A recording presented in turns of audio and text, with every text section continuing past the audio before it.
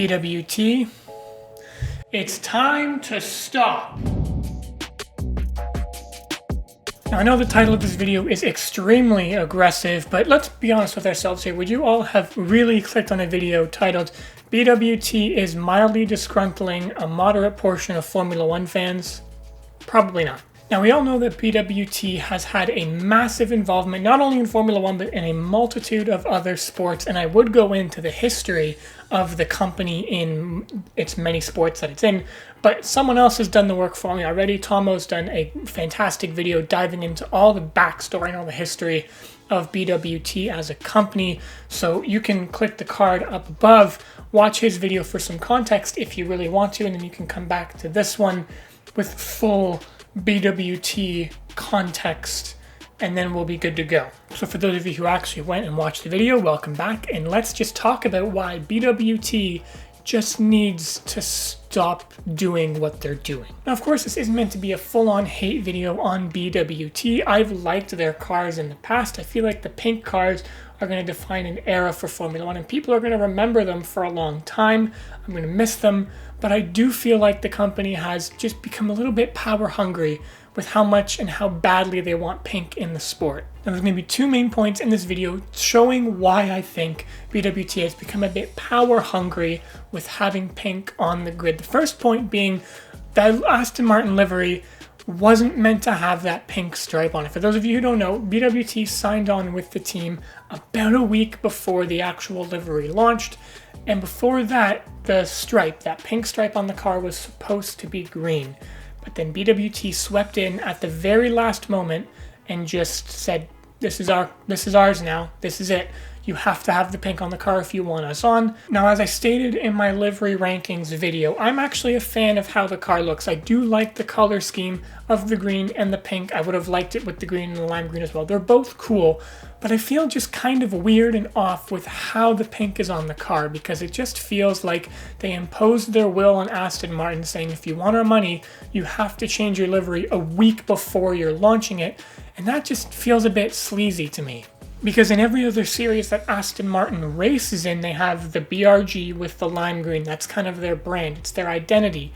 And BWT just came in and just ruined it, essentially. I think I can go as far as to say they ruined the brand identity of Aston Martin in motorsport.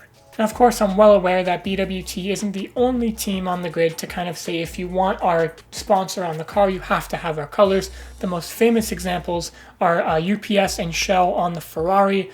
Those colors do not match the Ferrari whatsoever, but at least Shell and UPS have that brand recognition and that, I guess you could say, clout to say, we need our colors on the car. Shell and UPS are both worldwide companies. They serve customers, consumers worldwide. Shell serving millions of gallons of fuel per day around the globe, and UPS delivering millions of packages a day to consumers around the globe. They've also both been around on this planet since 1907. 1907.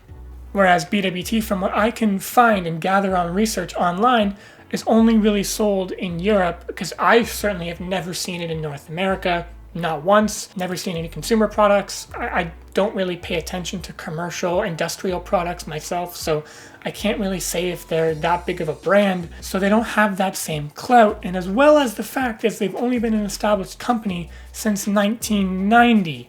So when you really look at it, it's like, how can they claim the same level of relevance as these two companies when they themselves just don't have that recognition? And sure, BWT is likely trying to pull these stunts to try and get more brand recognition for themselves so that they can be on the same level as Shell and UPS and be a long-time motorsport sponsor in the future. But stuff like that takes time, and you can't just impose your will and quite literally make a lot of people in F1 upset, because I can guarantee you, and I've heard online, that a lot of people were really looking forward to the BRG and the lime green being back on the grid because it would look really cool. And plenty of folks were really upset by the fact that it is now a pink strip, and I don't blame them. As much as I think it looks cool, I don't blame those people. So I really think this might be stirring up some negative PR for the company, and I don't think it's doing anything good for their brand as a whole. Now, the second point I'm going to be hitting on for this video also involves the Aston Martin team and one of its drivers, Sebastian Vettel. Now, Vettel has had an absolutely iconic design for his helmet since driving for Ferrari. The white and other variations of whatever he did with the German flag stripes going down the one side of the helmet. It's iconic. It's how we know Sebastian Vettel. And then he rocked up to the Aston Martin filming day with an all pink helmet with pink stripes. And we were all like, what?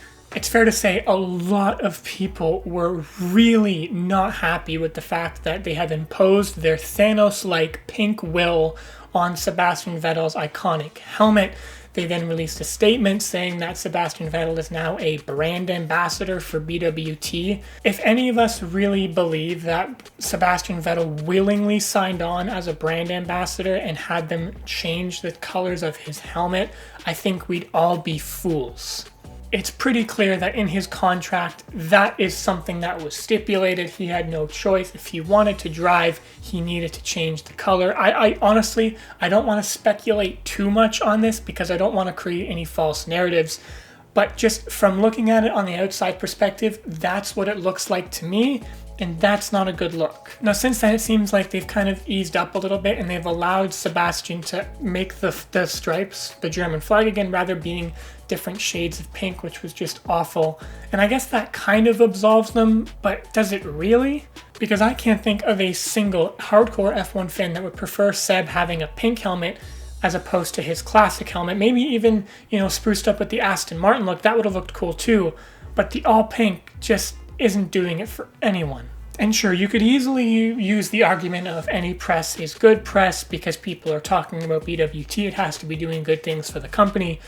But there comes a point where when you keep pulling stunts like this and you keep forcing your pink will on a certain motorsport and really upsetting a large subset of fans and possible customers and consumers, that starts to do damage to your brand's reputation. If they continue doing things like this, I don't know how long they can last in Formula One. I mean, as long as they have money, I guess they can stay in, but they're just not going to be seen very well from the general community. But these are just my thoughts on BWT in Formula One. I know this was a very aggressive, ranty video, but I had to get these things off my chest.